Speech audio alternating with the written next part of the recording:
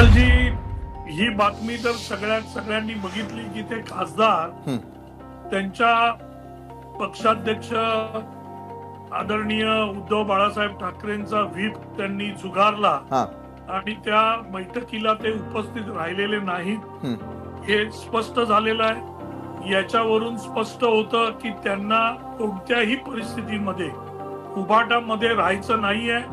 त्याची कारणं त्यांनी वेगवेगळी दिलेली आहेत की उभाटाला काँग्रेसमध्ये विलीन करण्याची प्रक्रिया सुरू आहे.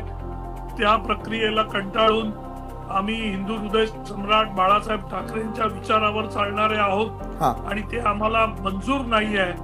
ही प्रक्रिया, ही प्रतिक्रिया त्यांच्याकडून येते.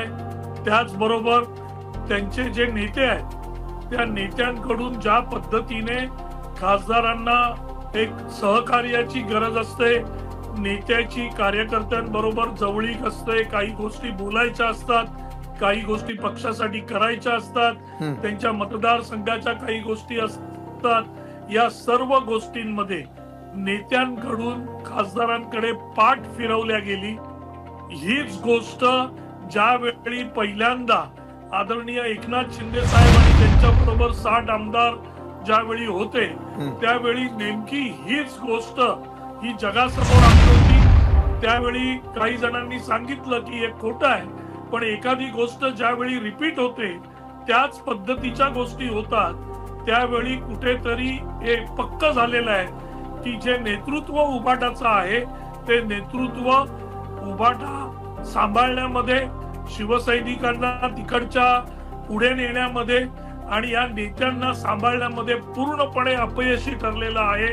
हे पुन्हा एकदा सिद्ध झालेलं आहे आणि त्याच्यामुळे या खासदारांनी तो व्हीप झुगारला आणि पूर्णपणे त्यांच्या व्हीप कडे पाठ दाखवली. आणि ही जी त्या खासदारांनी ही जी पावलं उचललेली आहेत त्याच्यावरून हे स्पष्ट झालं की आता ते उभाटामध्ये नाही आहेत. आता याच्या नंतरचा जो निर्णय आहे तो खासदार घेणार आहेत आणि तो निर्णय ज्यावेळी ते खासदार घेतील, कारण इतर सर्व बातम्या विशालजी या सूत्रांच्या बातम्या आहेत, खासदार जो निर्णय घेतील तो निर्णय घेऊन ते बाहेर येतील, तो निर्णय ते सांगतील आणि त्यांनी तो निर्णय सांगितल्यावरच आपण त्याच्याबद्दल बोलू शकतो की त्यांनी काय ठरवलेलं आहे.